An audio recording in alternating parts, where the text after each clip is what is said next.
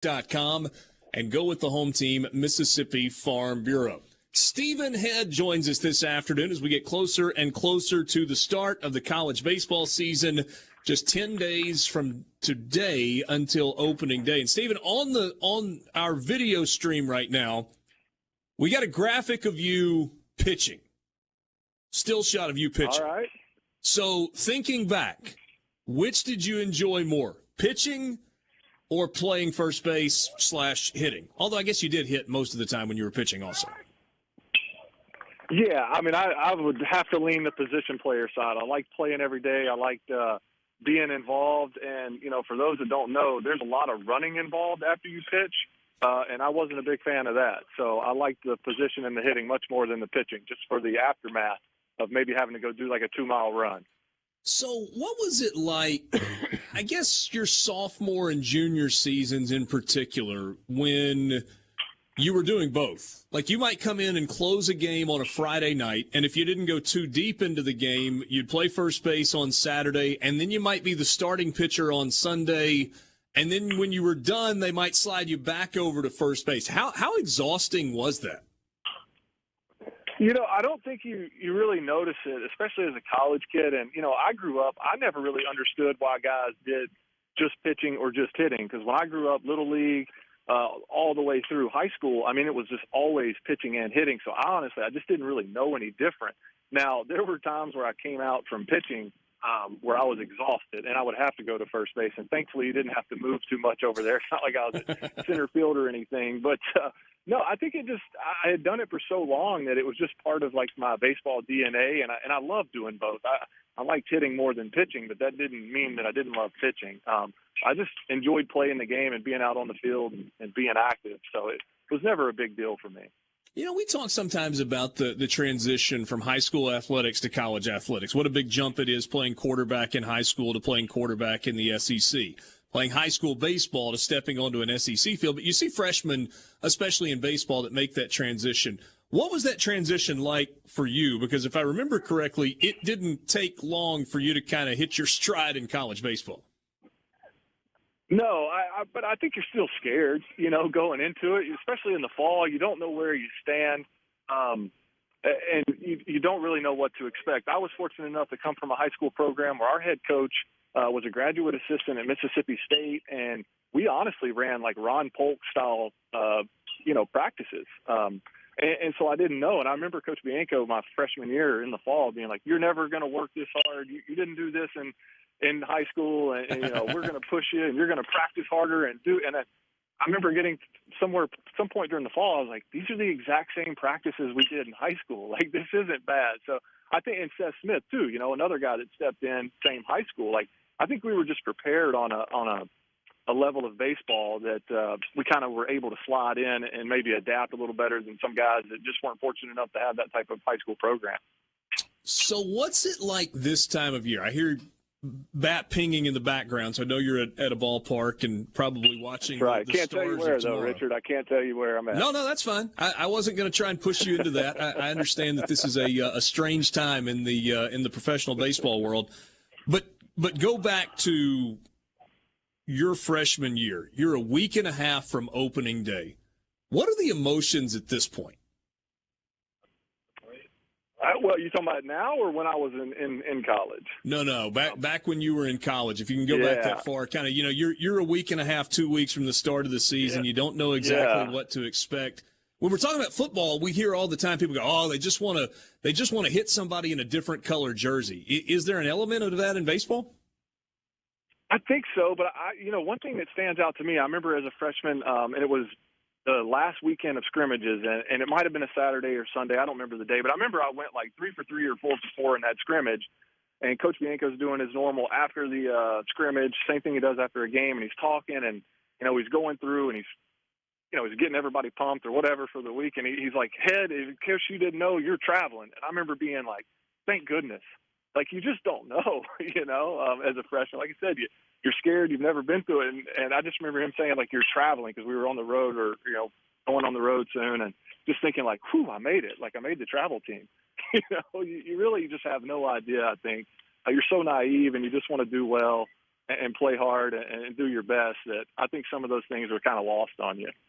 So I think every game that I've ever seen Mike Bianco coach, when the game is over, you immediately go to the outfield. Maybe you shake some hands or high fives or whatever, and then you go to the outfield and he talks.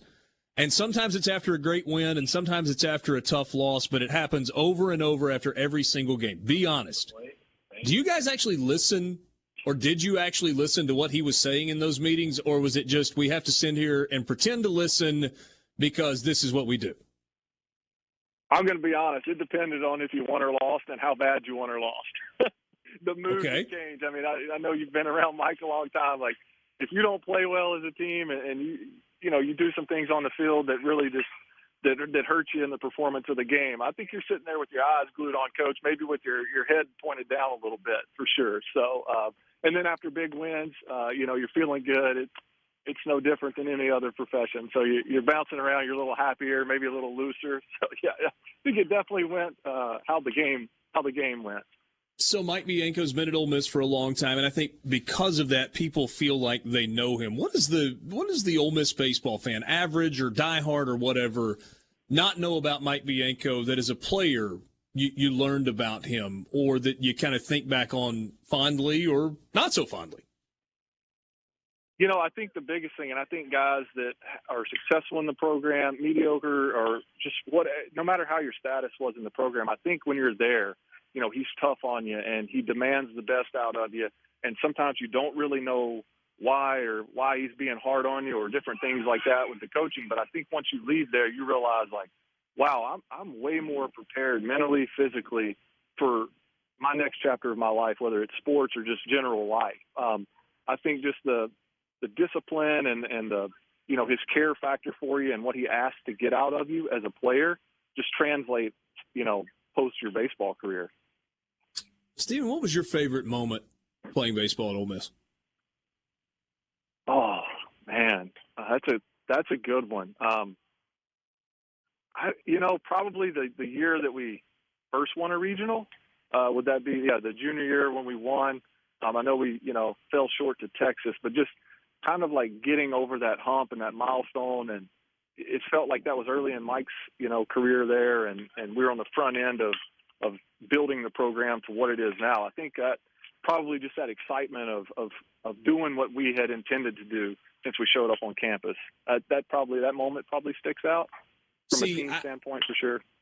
Okay, so what about individually? Because I know Brian Haydad was sitting there thinking he's going to talk about the ball that he hit in Starkville that has yet to land. That thing's still going.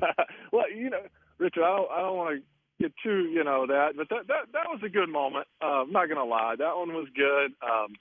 The one that stands out to me probably the most was my South Carolina complete game as a freshman after closing on Friday night to get the win. And, Mike had asked me on Sunday, he said, hey, just go give me as many innings as you can.